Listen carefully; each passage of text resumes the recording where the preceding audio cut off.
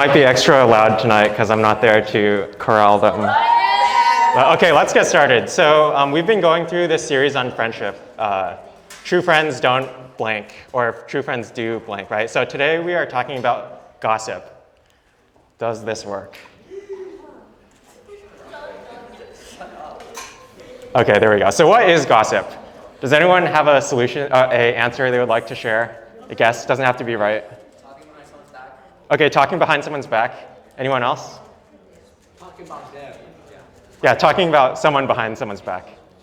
Yeah, so there's a few different definitions. I just threw up a definition here. It's from whichever dictionary I got this from. So rumors or information about the behavior or personal lives of other people, right? So this is kind of like, if you look this up in a dictionary, this is what you'll get. But for a lot of you probably look at this and you think, like, oh, this might not, like, this isn't all-encompassing, right? Like, it doesn't necessarily say, like, is it false information? Is it true information?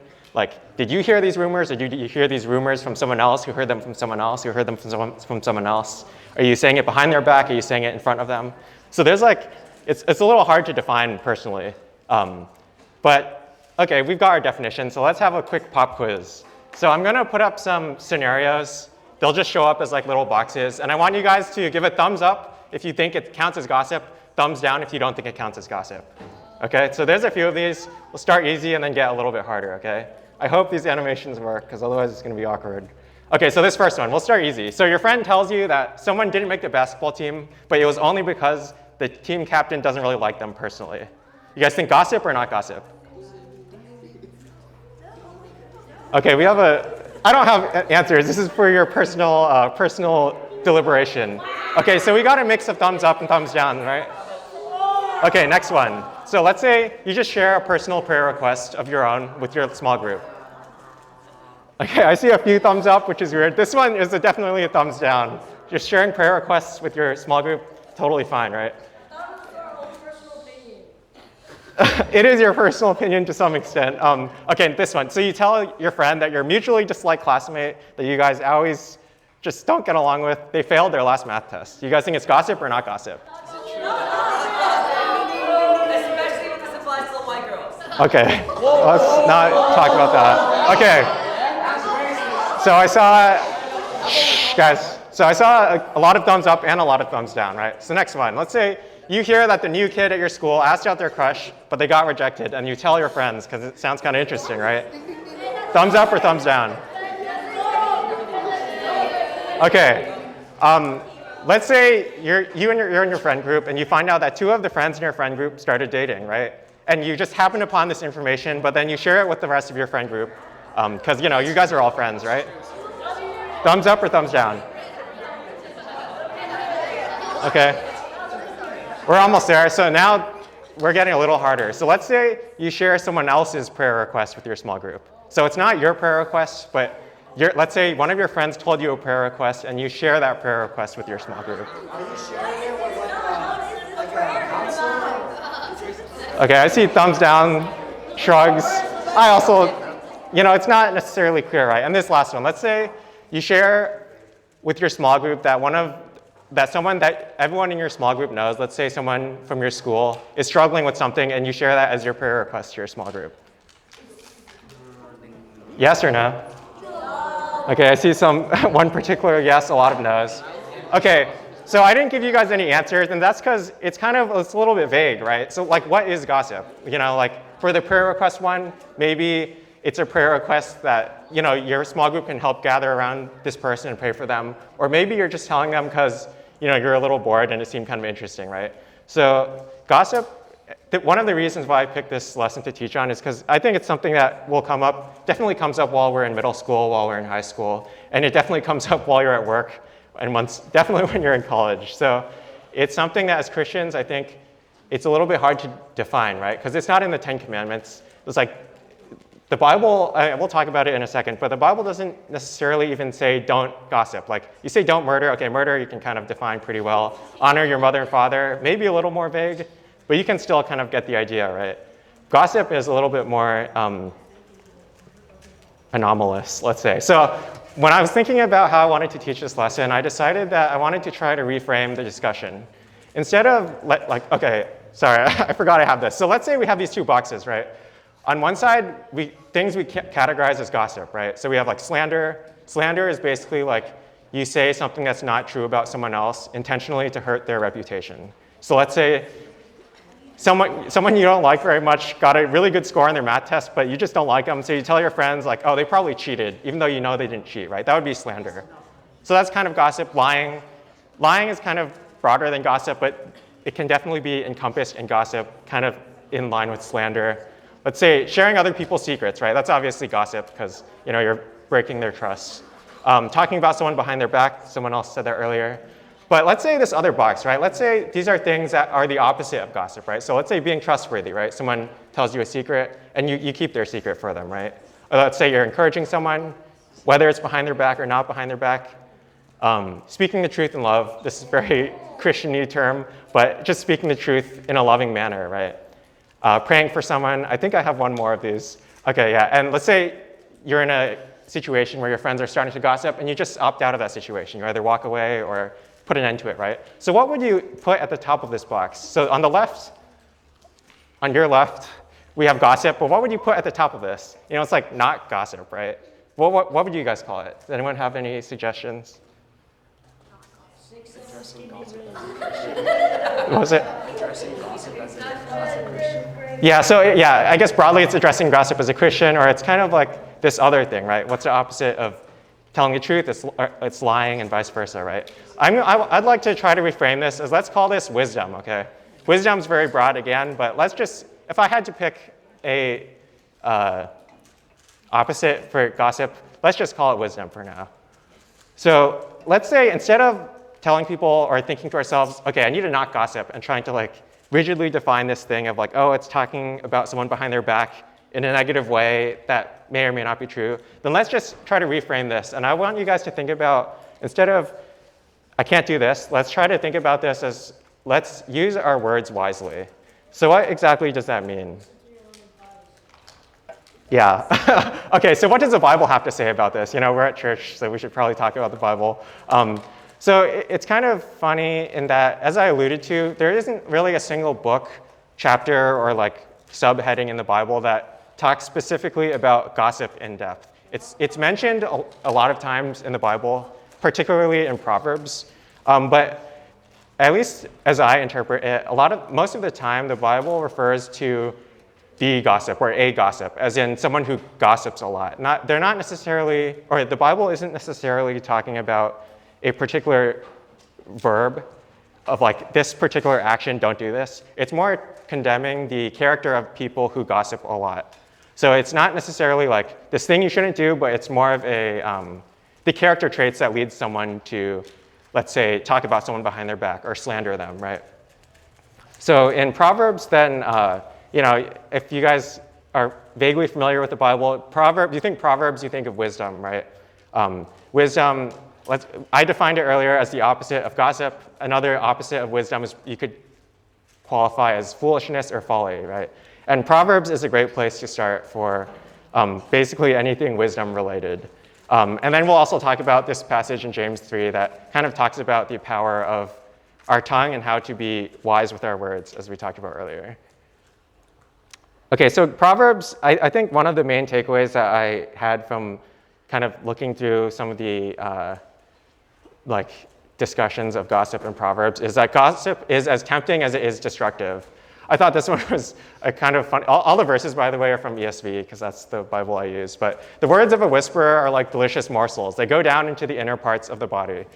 I thought it was kind of a funny verse because it's a kind of a morsels. It's not a word you hear often, but typically the morsels is like it's something like delicious that you just want to eat. So this is kind of suggesting that gossip, there's like this allure to gossip that makes people drawn towards it. And it kind of, this verse doesn't actually really say whether it's good or bad, right? Because delicious morsel kind of has a good connotation, right? But Proverbs is much more direct in other verses. So this one, I think, is wandering more towards the power of our words in general, whether or not it's gossip or not. But death and life are in the power of the tongue, and those who love it will eat its fruit. So this is kind of pointing at the power of what our words can do. Like death and life are in the power of the tongue. In the context of gossip, We're probably more on the death side of that. But hopefully, as we continue this lesson, we can get more towards the life side. This is another good one. A dishonest man spreads strife, and a whisperer separates close friends. So again, the Bible is obviously translated from a language that's not English. So sometimes the Bible will refer to like a whisperer or as a synonym for a gossip. But it's basically this notion that someone who kind of goes around behind people's backs and whispers or gossips can drive apart friends, right? Even close friends. Again, he who goes around slandering reveals secrets, but he who is trustworthy in spirit keeps a thing covered.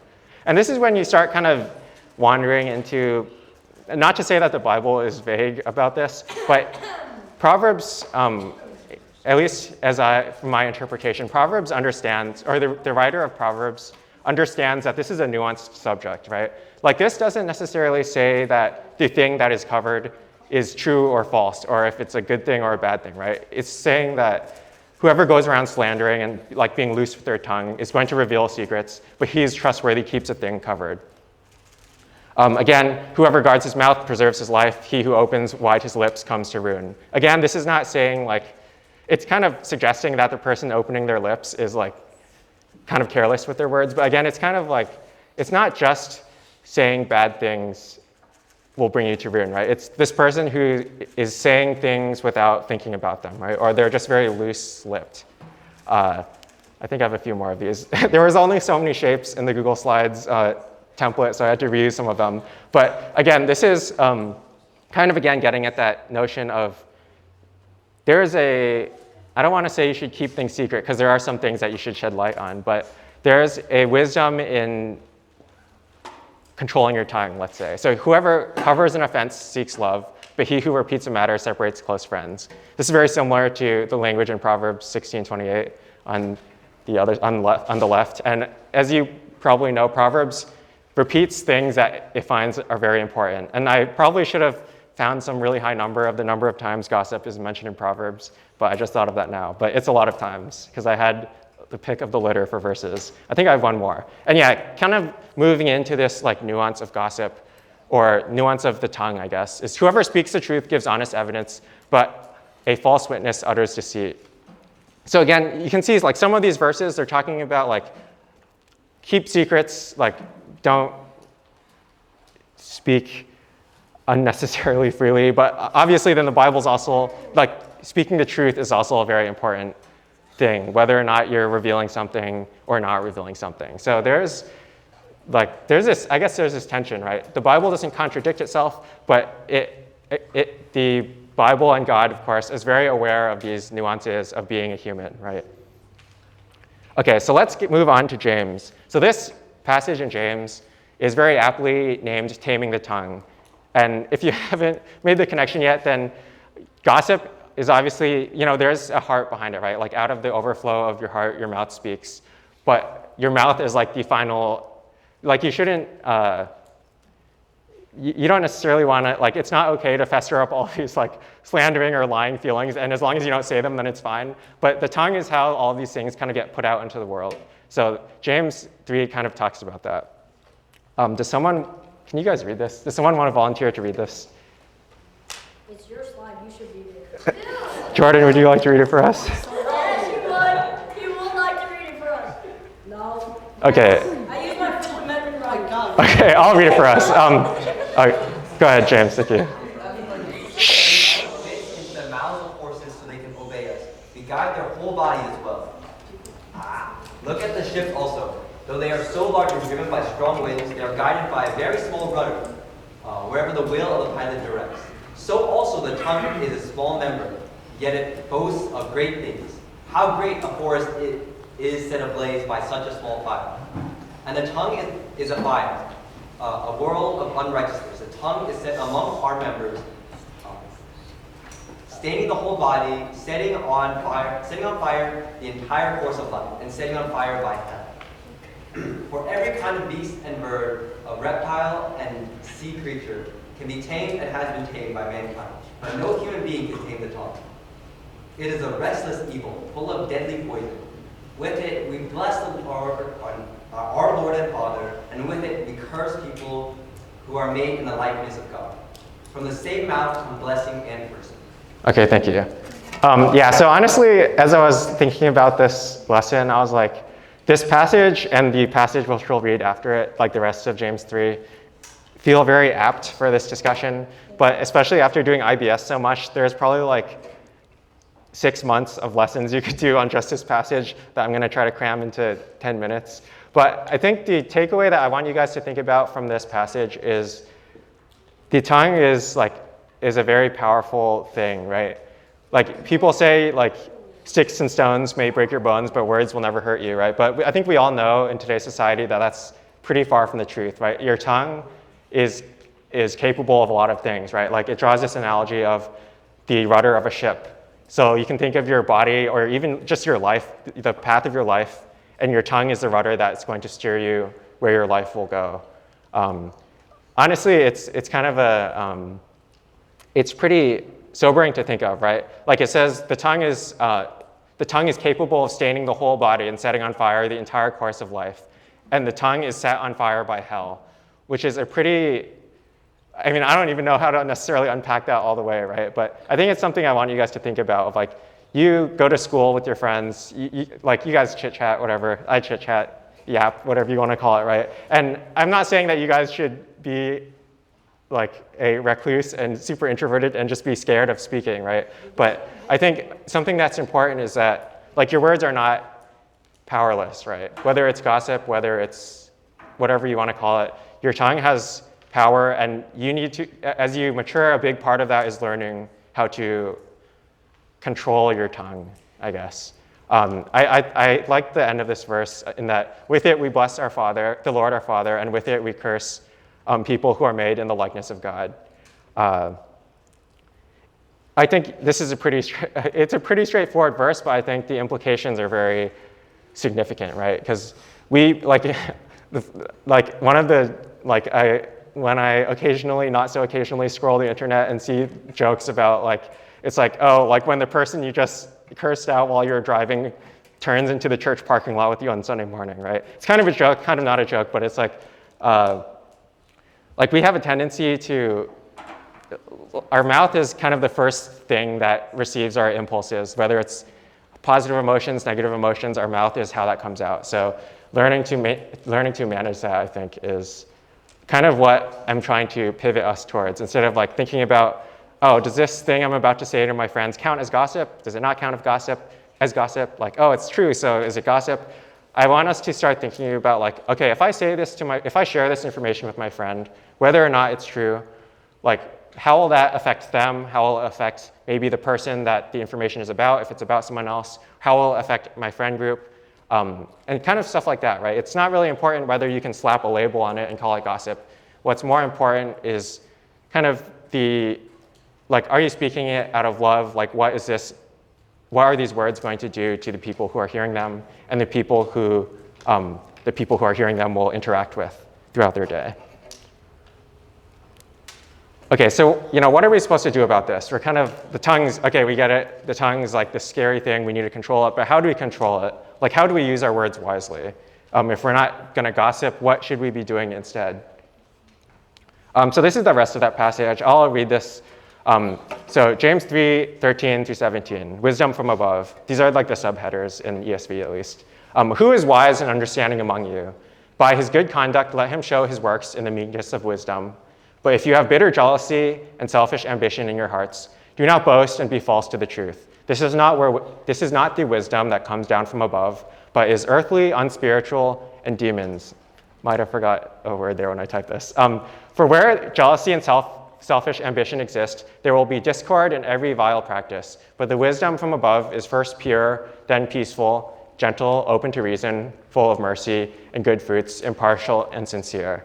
And again, there's a lot to unpack here, but this passage is basically right after the earlier passage where James is talking about the taming of the tongue.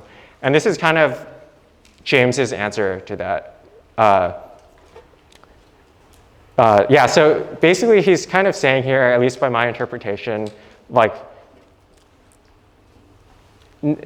he's kind of giving up the game in that no one is perfectly wise and perfectly understanding, but by the way we act, then you can kind of demonstrate this. And he gives a lot of examples. And the one I wanted to focus on, maybe not focus on, but the one I wanted to mention specifically is this notion of bitter jealousy and selfish ambition. I think like thinking back to when I was in high school, as long ago as that might have been or might not have been, then I think a lot of the times when you're in high school, or sorry, when you're just in school, I know we have middle schoolers in here, then things like you will sometimes have this motivation to share something or speak something that's driven either by jealousy, even if you don't want to call it jealousy, about, let's say, someone who scored better than you on the test, or made varsity and you only made junior varsity, right? Or maybe they did well in this, I don't know, this competition and you didn't, right? And that feeling can drive you to, say demeaning things about them behind their back. Maybe say demeaning things to them, right?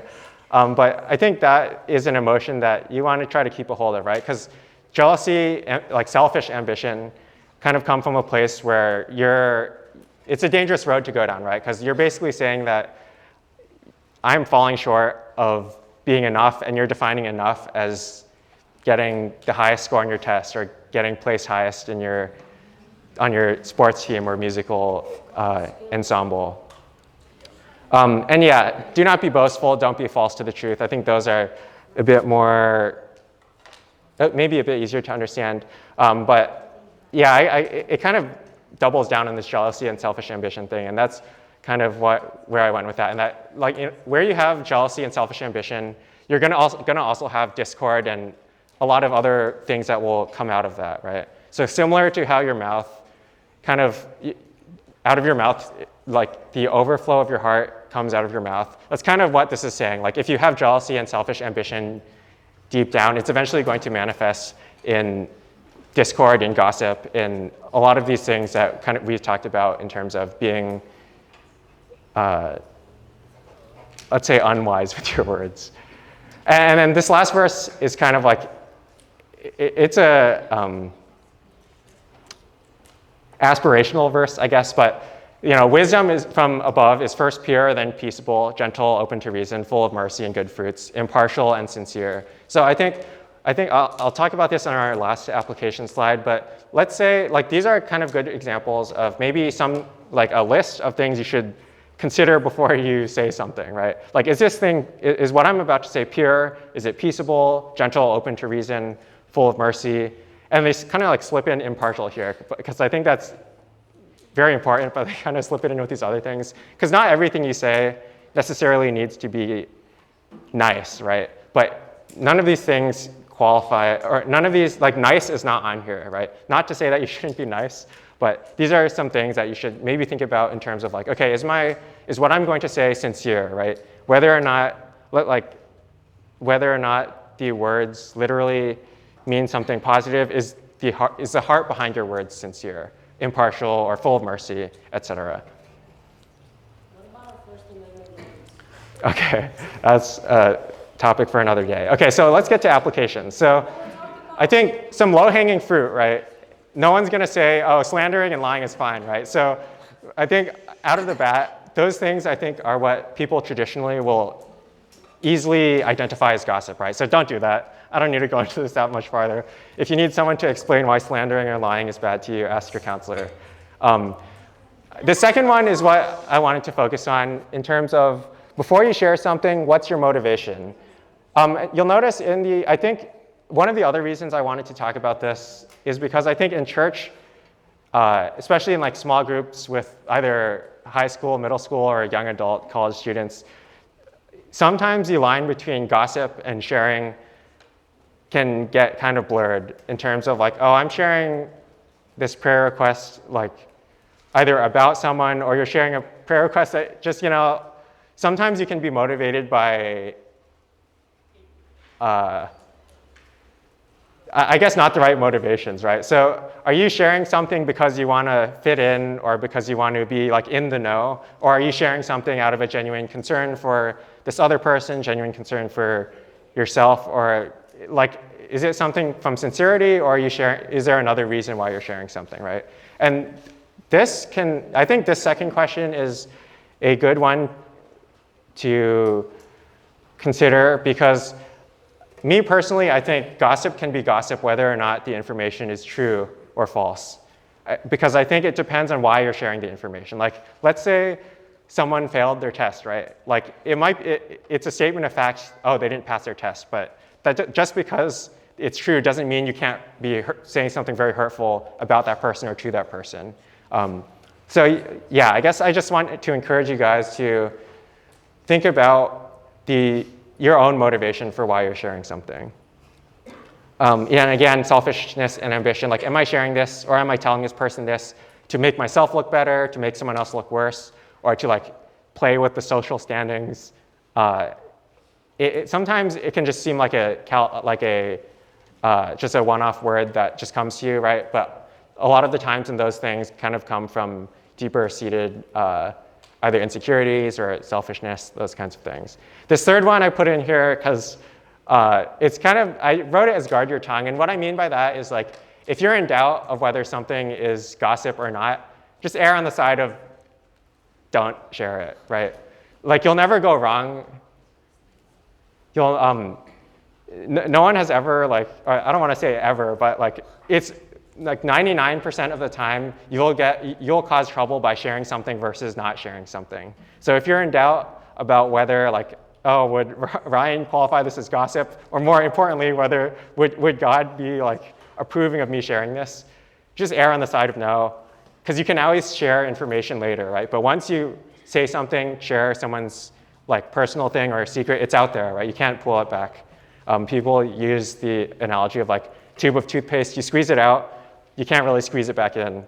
You probably could manage it very difficultly, but it's kind of, that's the idea I wanted to convey with that. And this fourth one, I wanted to put more about this in this lesson, but I was kind of going down a rabbit hole. But I don't want you guys to come out of this thinking like, oh, I should just never speak, because that is kind of what I just said in number 3. But what I really meant is like, there will be times when you do need to speak the truth, and you should speak the truth in love. But as Christians, and we obviously are empowered to, like, as Christians, we have the truth, both about the gospel and also just about objective truth, right? So there will be times where you are supposed to speak up, right? Like in this context, if your friends are gossiping, then you should, like, it's better to remove yourself from that situation if the alternative is to join in the gossip. But I would implore you, instead of just walking away and getting out of that situation, maybe call them out, right? Like, hey, like, we shouldn't say that about this person. Like, they're not here, or it's a hurtful thing to say, right? So there are times as Christians where we should speak the truth, whether or not it's explicitly sharing the gospel or whether it's defending someone or someone says something that just needs to be called out. So I threw a few verses on here to kind of, I guess, close out. I think this Ephesians verse is a classic one. Let no corrupting talk come out of your mouth, but only such as is good for building up, as fits the occasion, that it may give grace to those who hear.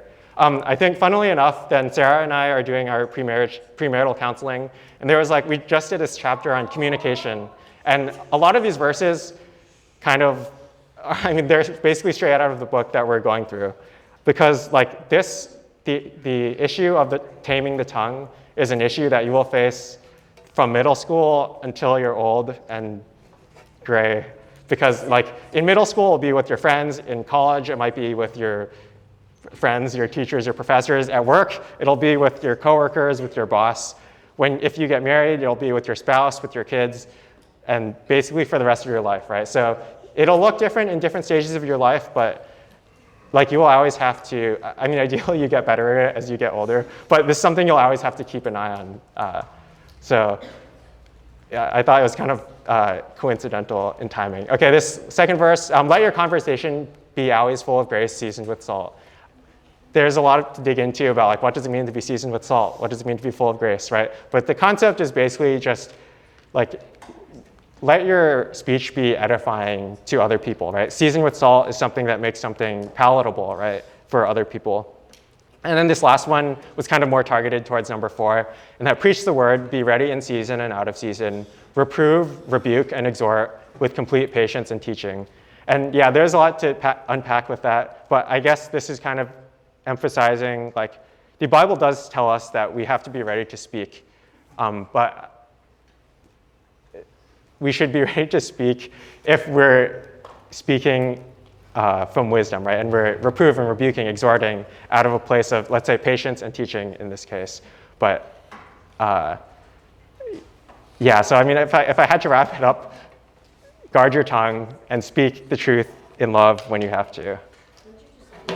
And I think that is the last thing I had. Oh, I have discussion questions, but those are for small group. Yeah, thank you guys for listening.